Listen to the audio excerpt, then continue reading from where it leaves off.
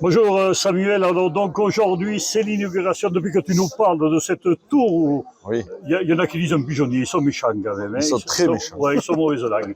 C'est une belle tour et quand on est monté dedans, ça va, c'est super. Je viendrai pas y coucher, mais c'est pas mal. Alors explique-nous un peu tout ce projet globalement et rapidement. Alors ce projet globalement, eh bien, il a été initié au départ par Fred Sancerre, le directeur de Derrière le Hublot, et l'idée de tous ces projets qui se montent sur le GR65, c'est de faire fenêtre sur paysage. Donc voilà, chaque œuvre a une vue sur un paysage. Donc elles sont toutes différentes. Hein. Nous on a la plus haute, donc il faut le dire quand même. Hein. C'est la 8e, mais la plus haute.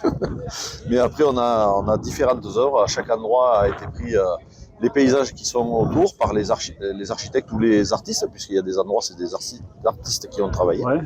Et donc nous, elles ont pris un petit peu exemple sur toutes les tours qu'on voit, comme la tour d'Apcher. Elles en ont vu sur la Close, puisqu'elles étaient allées sur le GR65. Tout ce qu'on voit sur le chemin. Voilà, et comme Mariana est espagnole, elle a aussi pris exemple sur les greniers qui se font en Espagne, qu'on voit au bord du chemin en Espagne et qui ont été faits dans les présentes années. Ouais. Et donc elles ont dessiné cette œuvre qui est très élancée. Alors on s'est arrêté à 3 étages, la terrasse est au 4e étage, mais il ne fallait pas monter plus haut puisque c'est vraiment déjà assez haut.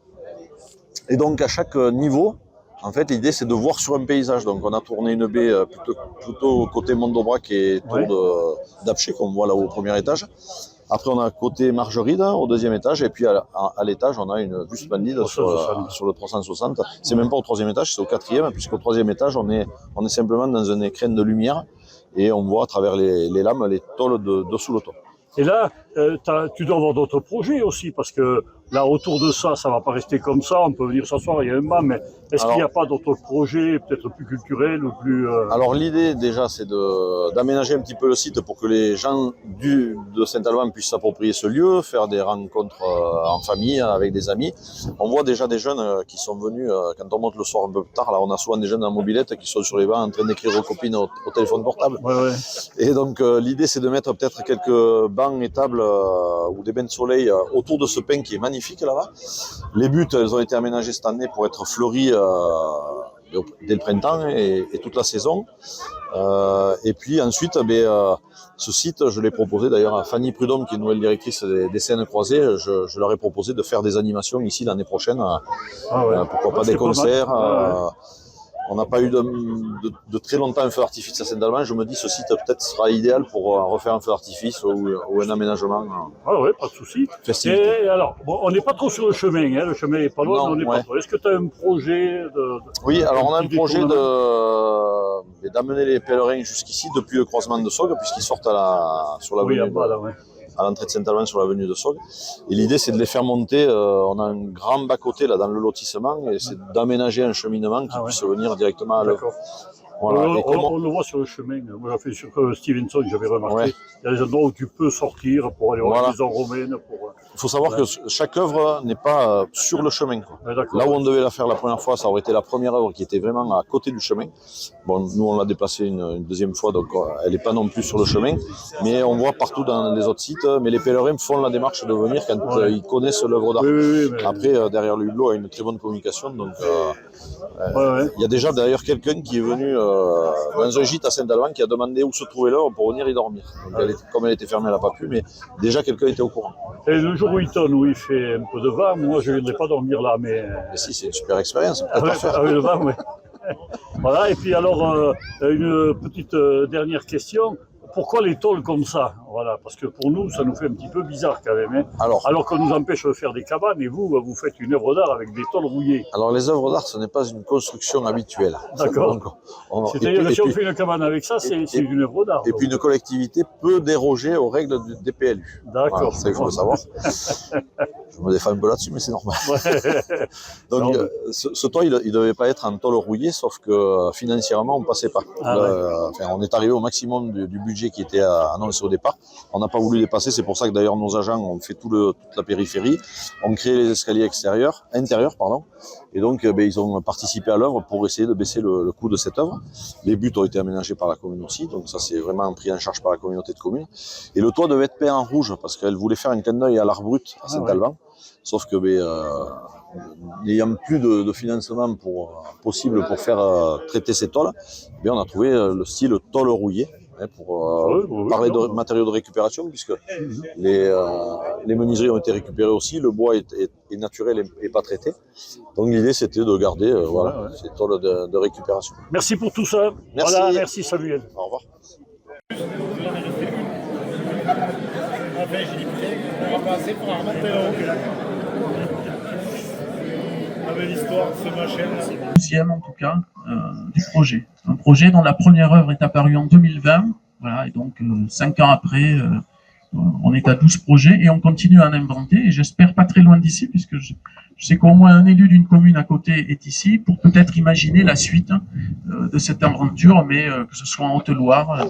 Un projet est en train de se terminer en Haute-Savoie, par exemple, puisque pour la petite histoire, le chemin j'aurais pu le dire en introduction, mais le GR65, c'est celui qui part de Genève et qui va jusqu'à Saint-Jean-Pied-de-Port, et ça, c'est notre terrain de jeu. Voilà.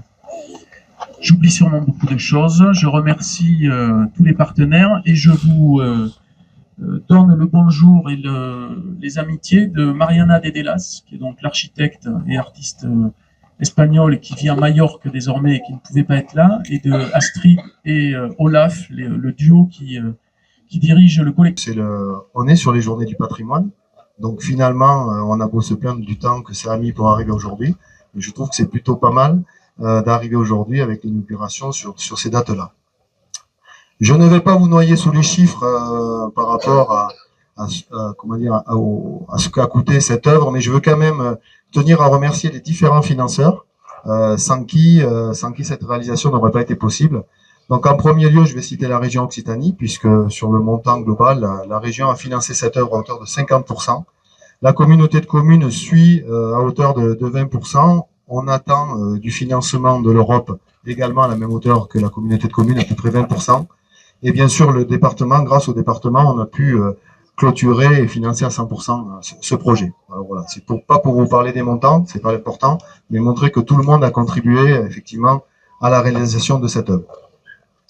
Alors par là, effectivement, que ce soit région, Europe, département, je ne veux pas dire que la commune de Saint-Alban n'a rien fait. Bien au contraire, puisque c'est toi, Samuel, qui est le moteur sur ce territoire, sans discussion possible. Effectivement, le terrain déjà, c'est toi, tu l'as dit, hein, tu l'avais envisagé ailleurs, ça n'a pas pu se faire. Heureusement, c'est un terrain communal, donc il a fallu l'adapter, l'aménager. Demain, il faudra aussi l'entretenir. Tu as raison de prévoir un peu l'avenir, parce que il faut que ce terrain, cette œuvre au refuge, les Saint-Albanais se l'approprient. Donc c'est une bonne chose, et je précise que même si ça a été financé par différents organismes, l'œuvre d'art refuge et restera propriété de Saint-Alban, bien sûr, voilà, et des Saint-Alban. Surtout pour un projet culturel.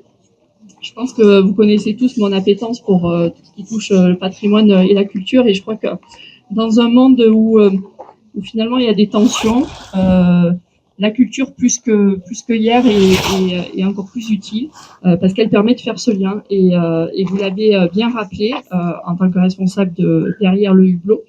Le lien le long du chemin, puisque c'est le fil conducteur sur le Saint-Jacques, GR65, c'est le lien avec les habitants.